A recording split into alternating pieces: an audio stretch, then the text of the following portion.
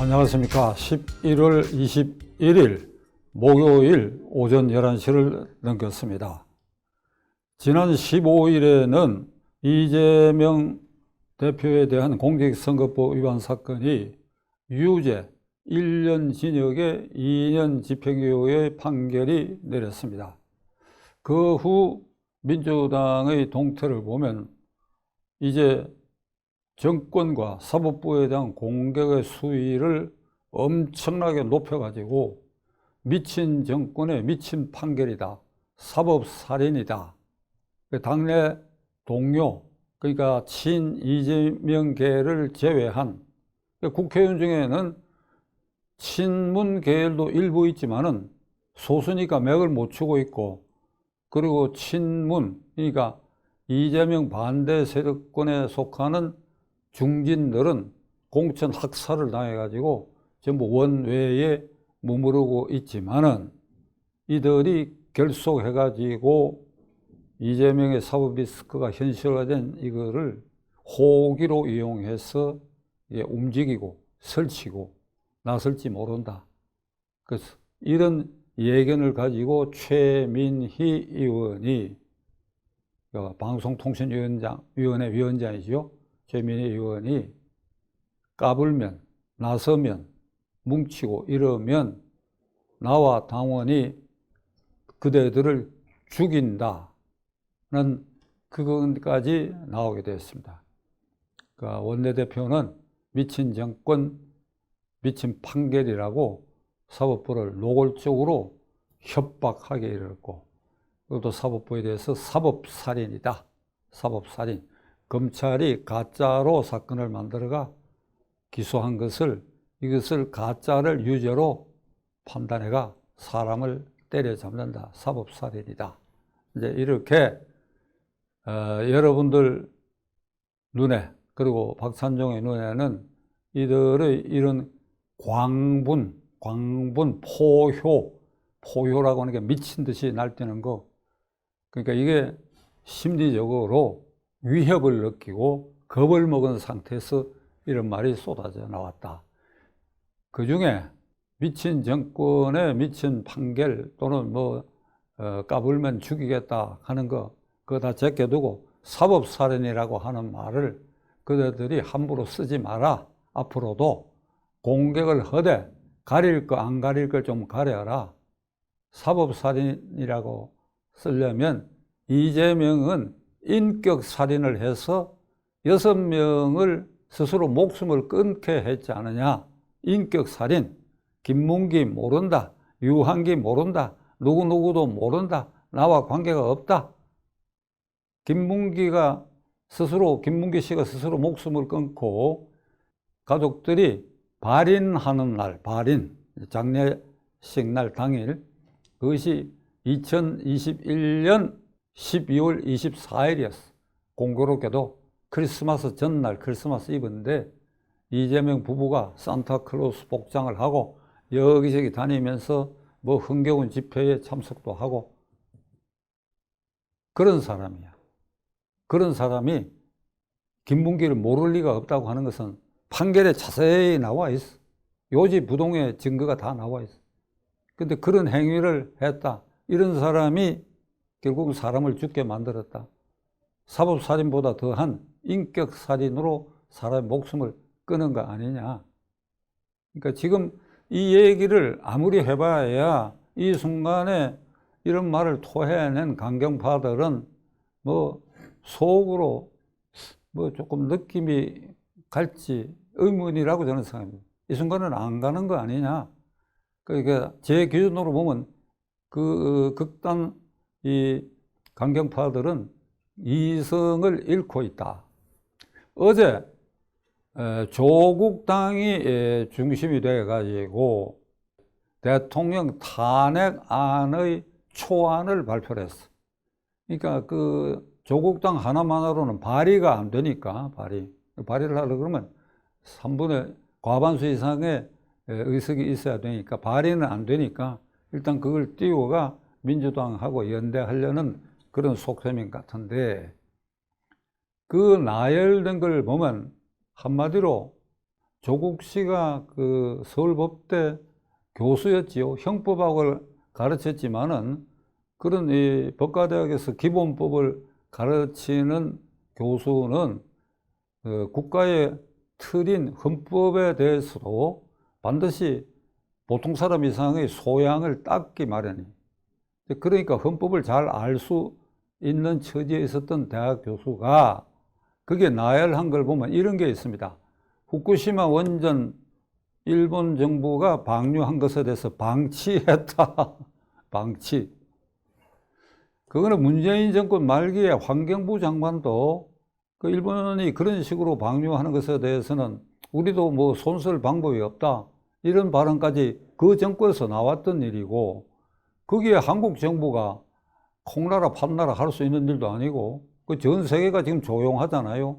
그런 것 들어가 있고, 그 다음에는 영거푸 국회에서 통과된 법안을 또는 특검 법안을 대통령이 계속해서 그 법안을 거부권을 행사하고 있다. 그 거부권 행사가 거부권 행사할 수 있는 것인데 그럼 어쩌란 말이냐? 거부권 행사가 지나치다. 그러니까 헌법에 대통령이건 다른 고위공직자건 탄핵 사유는 특히 대통령 경우에는 이게 노무현 대통령 탄핵 때 그 판결례를 헌법재판소가 남겼는데 대통령의 직무상 행위가 헌법과 법률에 명백하게 위반될 것, 그리고 그것이 국정에 심대한 영향을 미치는 그런 사안이라야 탄핵 사유가 된다. 그러니까 법에 위반될 것, 헌법에. 거부권 행사 법에 위반되는 거 아니죠. 그러니까 지나치다, 괘씸하다, 보기 싫다, 김건희 여사는 우리의 공적이다. 그러니까 이게 이제 깔려가지고 이제 그런 식으로 얼토당토하는 이게 탄핵 발기문이라는 걸 발표를 했는데, 그건 의도가 이거지요. 우선 조국의 경우에 2년 실형 선고 받은 거 법정 구속 안 되고 대법원에 상고한 거, 그게 아마 그 판결이 나게 돼 있어요. 본인의 기대는 대법원에서 상고 기각은 하지 마라. 일부 무죄 판결해서 파기해서 다시 고등법원에 내려보내달라. 이러면 고등법원에서 양 재판 지연 작전을 해서 뭐 또 그 울산시장 부정선거 사건에 관련자들처럼 국회의원 임기를 다 채워 먹을 때까지 이제 그런 노림수가 있는 것 같아요. 이런 걸 대법원 당국은 잘 읽어야 되라고 생각합니다.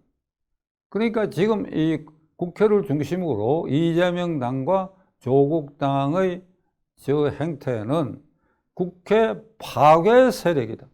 다시 헌정 질서를 문란하는 세력이다, 현재로서는.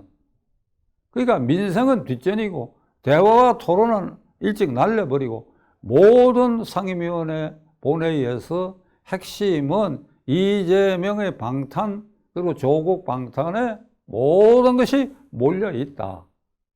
지금 이 시대를 사는 우리들은 이런 국회를 가지고 있다. 이거 정말 통탄할 일이다. 그래서 저는 어제 펜앤마이크 인터뷰에서 마지막에 이런 말을 했습니다. 그대들이 조금은 그래도 양식을 갖추어라. 대한민국은 이미 유엔에서 인정한 G7 국가에 등극했다. 어느 나라 하는 건 제가 반복적으로 얘기해 여러분 아실 것입니다. 작은 소득 3만 불 이상이고 자유민주 체제를 공유하고 인구 5천만 이상, 여기에 우리가 등극했다. 동북아시아에 꼬리처럼 붙어있는 한반도 절반에서 이 기적 같은 일을 일으켰다. 금년에 노벨 경제학상을 수상한 대부분 미국인 학자인 것 같은데, 그 세 사람의 경제학자에게 노벨 경제학상이 주어졌는데, 그 연구 성과가 무엇이냐라고 하는 것이 그 심사위원회에서 발표한 바에 의하면 국가의 체제, 정치 체제, 경제 체제, 그리고 그것이 어느 정도 개방 체제냐에 따라서 민주화의 달성도, 산업화의 달성도가 달라진다 하는 사례를 한반도의 대한민국과 북한을 대비해서 연구한 논문과 저술들이 노벨 경제학상을 받았는데 그 세 학자의 결론은 대한민국은 이런 개방체제 그리고 경제체제, 정치체제를 뒷받침했기 때문에 성공했다. 북한은 정반대로 갔기 때문에 다시 말하면 거지 나라가 됐다. 그 사실이거든요. 딱 그렇게 됐다. 우리는 이런 대한민국을 살면서 또 국제 여론기관 조사한 바에 의하면 행복 감지도가 우리나라가 G7 국가니까 7번에 10번 안에 들어갈 줄 알았더니 50등 전후에 우리는 행복하지 않다. 이렇게 느낀다는 거예요, 국민들이. 사실 그래요. 저도 그렇고 주위에도 그래요. 저나 저 주위에는 주로 정치에 관심이 있다 보니까 이 정치판을 보고 행복감을 못 느낀다. 그 사실 아닙니까? 그러니까 이런 사례에 비춰봐서 대한민국이 국격을 떨어뜨리고 국민의 행복감을 저해하는 그 기본적 핵심이 정치에 있고 국회에 있고 야당에 있고 다수당에 있고 다수당 대표들의 방탄 사법 리스크에서 빠져나오기 위해서 몸부림치는 과정에서 국회를 사실상 헌법 질서를 파괴하는 기관으로 만들어 놔 버렸다. 통탄할 일이죠. 통탄할 일입니다. 근데 최근에 와서 저는 이게 87년 6.29 선언으로 헌법이 개정돼가 현행법이 유지돼 가지고 지금 8사람의 대통령을 배출했지요. 노태우 대통령까지 포함해가 그 노태우 대통령은 이른바 정치적으로 전두환 대통령 승계자라 치고 그 빼버리면 지금 7사람을 배출했는데 이 헌법 체제가 이게 문제가 있지 않느냐 하는 생각이 저는 자꾸 들기 시작했습니다. 이 헌법을 개정할 때 당시 제1야당의 당내 헌법특위 간사 역할을 하고 제가 우리 당의 초안도 만드는 바가 있는데 그 제 초안은 대통령 임기 6년, 국회의원 임기 3년 이래가지고 대통령 임기 중반에 한번 심판받을 기회를 3년마다 둬야 되겠다. 4년이 길다, 4년이. 지금 이 이재명 대표가 이끄는 저 민주당 꼴을 보면 정말 4년 길지 않습니까? 저대로 그냥 간다 치면 4년을 우리가 참아야 됩니까? 그러니까 3년 하자. 그리고 부통령을 두자. 그래서 내부적으로 대통령도 어느 정도 부통령하고 중요 사안은 대화하게 해서 그 견제 효과를 갖자. 이런 걸 했는데 이거 일거에 다 망가져 버리고 채택이 안 되고 말았습니다. 자, 이렇게 해서 윤석열 대통령 앞에까지 6사람의 대통령들은 다 마지막 순간에 그 소속당에서 쫓겨나거나 탄핵을 당하거나 그리고 임기도 형편없는 지지율이 낮은 상태에서 임기를 끝내거나 또 임기 끝낸 직후에 스스로 목숨을 끊는 비극이죠. 그러니까 이게 이 불행한 대통령 시대다. 이제 윤석열 전 6명이 불행한 대통령 시대다. 이게 반복된다는 것이야. 반복이라고 하면 불행했다가 안 불행하고 안 불행했다가 또 불행해지고 여기 이제 반복이라고 할 수 있는데 요거는 이행이야. 이행. 그대로 진행을 한. 이게 이제 박영규 교수 역사 정치 지리학자 아주 전문가이신데 역사 이행의 법칙이라는 걸 강의하는 걸 제가 들은 일이 있는데 요 그대로 이행이 돼. 김영삼, 김대중, 노무현, 이명박, 박근혜, 문재인 각각 여러분 머리에 떠오르지요? 이게 불행한 역사가 이행돼요. 지난 10일이니까 오늘이 21일이니까 열 하루 전에 윤석열 대통령은 임기 5년의 절반을 넘겼습니다. 그러니까 윤석열 대통령 2년 만에 그러니까 취임 초에 큰 폭으로 내건 것이 청와대를 용산으로 이전한 것도 국민과의 밀착 소통을 원활히 하고 저게 구중궁궐이 아니라 군림하는 대통령이 아닌 걸 약속을 했고, 특히 용산으로 이전한 것은 2층의 집무실, 1층의 기자실, 수시 기자회견. 그래서 저는 박수를 쳤어요. 근데 그 뒤에 이 약속 안 지켰지요. 기자회견 안 하고 오히려 청와대의 영빈관은 계속 사용을 하고 있어요. 영빈관 상춘제는. 그러니까 이전의 이유, 이전의 목적, 그 다음에 국민과의 소통, 이거 지난 2년 반 동안에 약속지키지 않았다. 그리고 또 하나의 특징은 당선 취임 당시에 이준석 대표, 그리고 그 뒤에 김기현 대표, 그 뒤에 지금의 한동훈 대표, 이렇게 되는데, 이제 관측자에 따라서는 이준석 대표는 윤석열 측에서 쫓아냈. 김기현 대표는 이게 말 듣지 않, 그러니까 스스로 물러가게 했. 오라, 한동훈이가 되니까 이거 안 되겠다. 그러니까 2023년, 작년 12월 24일 크리스마스 전날 비상대책위원장이 됐죠. 한동훈 대표가. 근데 한 달이 채 안 돼가 1월 15일 저녁에 당시 비서실장과 이철규 의원이 한동훈 대표를 불러내가지고 너 비상대책위원장을 사퇴하라고 하는 대통령의 분부다. 이게 이제 드러났어. 아, 이게 이준석, 김기현에 이어서 이 한동훈도 이제 쫓겨나게 생겼구나. 이러다가 선거를 맞이했는데 요 요인이 뭐 다른 큰 요인이 있어도만은 이 수도권에서 국민의힘당이 참패하게 된 주요 요인 중에 하나로 작용해가 지금 오늘 현재 어떠냐? 여전히 용산에 윤 대통령에 김건희 여사에게 또 친윤파들에게는 한동훈이가 못마땅하다.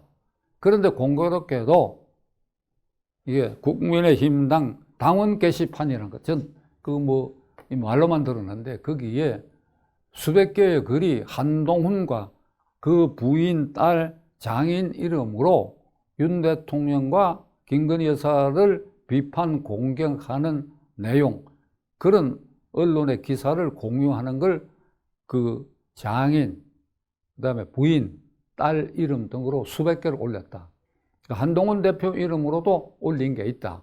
이제 이래 되어가지고 오늘 아침 어떤 신문을 보면 국민의힘당의 지금 내부 관심사는 이게 이재명의 사법 리스크, 그 다음에 탄핵 공세, 김건희 특검법 이게 아니고 한동훈과 가족이 윤 대통령과 김건희를 공격하는 그런 내용을 당원 게시판에 올렸느냐 안 올렸느냐, 이게 이제 관심사가 돼 있다. 창피한 일이죠. 창피한 일이죠. 이게 제가 보기에는 잘 모르겠어요. 그런 일이 그게 사실인지 아닌지. 그걸 떠나서 국민의힘당이 이런 지경에까지 국민의 눈 밖에서 자꾸 내려앉는 짓들이 이렇게 윤 대통령의 임기 반환점을 지나는 이 순간에 이게 계속되고 있다. 민주당에도 이 보이지 않게 지금 당내 갈등이 있고 친문재인계, 그러니까 반 이재명계는 뭔가 노리고 있는 것 같아요. 그러니까 뭐 삼김이 있고 뭐 김누구 또 나머지 삼김 등이 찬스를 노리고, 아니면 친 이재명계 안에서도 이재명의 그러니까 퇴장 몰락을 대비해 가지고 최고위원 누구누구가 대안으로 떠오르고 있다. 이제 이런 얘기까지 있기 때문에, 그러니까 역사 이래에 한 정파가 모이면 그 안에 당내 투쟁이 있기 마련입니다. 그러니까 정당이라는 글 자체가 거기에 집 안에서 입구, 집당자 밑에 입구, 입이 검은 소리를 토해낸다. 그러니까 이제 서로 검은 소리로 공격한다. 이런 뜻이지요. 그러니까 정치를 총성 없는 전쟁이라고 했는데 그게 지금 한반도 정책, 미국도 마찬가지죠. 트럼프로 둘러싸고 그건 실제 총성도 있고 그랬지요. 바이든 취임 시기에는 그러니까 친 트럼프 파에서 이게 취임을 반대하기 위해서 국회의사당 그냥 들어가다가 5명이 이게 사살당하고, 근데 그런 일까지 있으니까, 그러니까 정치도 전쟁이고 좋게 말하면 총성이 없다. 그러면 총성이 있는 전쟁은 뭐냐? 총성이 있는 정치는 뭐냐? 그게 전쟁이다. 그 전쟁도 결국은 이게 정치 때문에 일어나는 게 있다. 푸틴이 내부 문제를 극복하고 지지율을 확보하고 그 러시아 민족주의를 강조하기 위해서 우크라이나를 침공했다. 그 푸틴의 정치가 전쟁으로 나타난 것이. 그러니까 지금 국민의힘당은 호기를 맞이하고 있는 건 틀림없는데 이게 민주당의 저 사법 리스크 저런 광분 행위가 고스란히 반사적으로 중간층의 표심이 국민의힘당으로 온다고 생각하면 착각이다, 착각. 그건 별개다. 그럼 그 표가 어디로 가느냐? 기권을 하든지 무슨 선거에 있을 때 그런 것이지. 아, 이재명, 이 사람들은 안 되겠다. 그러니까 윤석열, 한동훈 쪽으로 우리가 이렇게 하자. 그거 아니에요. 그거 아닙니다. 절대로 아닙니다. 그러니까 이게 지금 국민의힘당과 윤석열 이 관계에 있어서도 이게 총성 없는 전쟁이 벌어지고 있다. 오늘 아침에 제가 이게 책상머리에 앉아서 오늘 무슨 얘기를 할까 하고 느끼다가 문득 떠오르는 게 이게 이제 결국은 일종의 당파 싸움인데 조선조의 당파 싸움이 아주 극명하게 도드라지게 그것이 국상 문제, 국가시험 문제에도 그런 것이 이제 출제되기도 했는데 뭔가 하면 조선조의 당쟁입니다. 당쟁의 원인이 뭐냐? 그러니까 동인, 서인, 남인, 북인, 뭐 소북, 대북 도표로 그리면 복잡하게 이렇게 나누어지는데 대표적으로 지금 제가 기억하는 것은 병자호란을 당했던 인조 임금의 아들, 둘째 아들이 첫째 아들 소현세자는 8년 포로 생활을 하고 돌아와가 아버지가 독약을 먹여 죽여버렸어. 둘째 아들이 효종 임금이 됐는데 둘째 아들이 그 효종 임금이 별세했을 때 효종이 한 40살쯤 돼서 별세를 했는데 그때 계모가 살아 계셨어. 그러니까 인조 임금의 계비지요. 그러니까 대왕 대비입니다. 후궁이 아니고 정식으로 왕비. 그러니까 인조의 왕비니까 효종 임금한테는 계모인데 그건 계모라는 말 안 쓰지요. 어마마마지. 어마마마는 이제 생존하고 있었는데 그러니까 아들이 죽었다. 그러면 어머니인 대비가 어느 기간 동안 상주 노릇을 해야 되느냐? 그 얘기 나오면 제가 기분이 나쁘니까 간단하게 얘기할게요. 한 판은 9개월이다. 한 판은 아니다. 1년이다. 이걸 가 죽게 하면 살기로 싸우가 이런 것이 연장선상에 현종 임금이 죽었을 때도 또 비슷한 일이 일어나가지고 그래가지고 이게 숙종 임금 때는 이런 것 저런 거 복합적으로 4차례의 당쟁으로 인한 환국 말하자면 임금은 그대로 있는데 하부 구조의 정권 교체가 4번 일어났다 이게 4번 일어나서 1이 정권 잡고 있다가 2에서 두드려 맞고 이렇게 꺼지면 상당수가 사약받고 죽거나 귀양을 간. 2가 득세했다가 얼마 안 있어서 다시 이게 이제 뭐 장희빈을 왕비로 인정하느냐 장희빈의 아들을 왕세자로 인정하느냐 뭐 이런 것들이에요. 그 다음에 세 번째가 두 번째를 꺾어버려. 그 똑같이 다 귀양가. 이런 식으로 4번 환국을 하니까 그러니까 뭐 족보상의 선비 가문은 전부 초토화돼 버리는 이런 일이 벌어졌죠. 제가 지금 이게 연상이 되는데 지금 국민의힘당의 윤 대통령과 한동훈 대표의 관계, 친윤과 비윤과의 관계가 자꾸 이걸 연상케 한다고, 이걸. 저쪽은 그래도 어떤 뭐 이재명 단일 대우로 가지고 계속 밀고 있다. 그러니까 오늘 결론은 이렇게 내리겠습니다. 이재명 조국 세력이 국회를 장악해야 이 국회를 헌정질서를 파괴하고 있는 집단이다. 그럼 조기에 이들을 물리치게 해야 될 것이다. 그 물리치게 하는 방법은 사법 처리에서 이재명이 꼼짝 못하게 되게, 그 다음에 조국도 꼼짝 못하게 되는 상황이 벌어져야 되는데 다른 각도에서 보면 쉽게 결말 나지 않을 수도 있다. 25일 위정교사 사건도 유죄가 날 건 틀림없는데 그게 실형이 선고되고 법정 구속, 그건 좀 지켜봐야 되겠어. 그렇게 되면 판세가 완전히 달라지겠지만 법정 구속이 안 되고 실형만 선고됐다. 그러면 얼마든지 또 끌 수가 있다. 사건을 고등법원, 대법원 세워라 내워라. 그러니까 트럼프가 4개 죄명에 91개 범죄 사실, 그러니까 이재명을 연상시켜요. 그거 다 이리저리 해치고 대통령 당선 덜커덕 됐어. 그러니까 우리나라도 그런 일이 있을지 모른다. 이 헌법 파괴 세력의 우두머리가 대통령이 된다니 하는 이거 절대로 이런 일이 일어나서는 안 되는데, 이걸 막는 것은 상대적으로 윤 대통령 국민의힘 당인데 이게 지지율이 올라가요. 지금 가정입니다. 윤석열 대통령이 당선될 때에 49점 몇 퍼센트 됐으니까 그 지지율이 지금 유지되기 어렵게 가령 유지되어 있다 하면 저렇게 안 되지. 국회가 저렇게 안 되지. 그 지지율이었다 그러면 지난 총선에 국민의힘당이 108석만 얻어요. 과반수 넘지요. 대통령 지지율이 어떤 이유에서인지 간에 떨어졌다. 덩달아 국민의힘당 지지율도 떨어졌다. 그러면 이쪽은 이걸 올려야 된다. 어떻게 하면 올리느냐? 답이 나와 있지 않습니까? 윤 대통령 답이 나와 있. 이걸 깨달라고 인식해. 한동훈 대표에게도 어떻게 하면 된다는 답이 나와 있어. 그러니까 그대들이 국면 전환용으로 국민의 중간 표심을 어떻게 하면 확보할 것인가. 이게 빠른 시일 안에 어떤 안을 만들고 결단해야 된다. 이걸 또 끌면 안 된다. 왜? 대통령 임기가 반환점을 이미 넘었다. 이런 말씀을 드리고자 합니다. 끝까지 시청해 주셔서 감사합니다.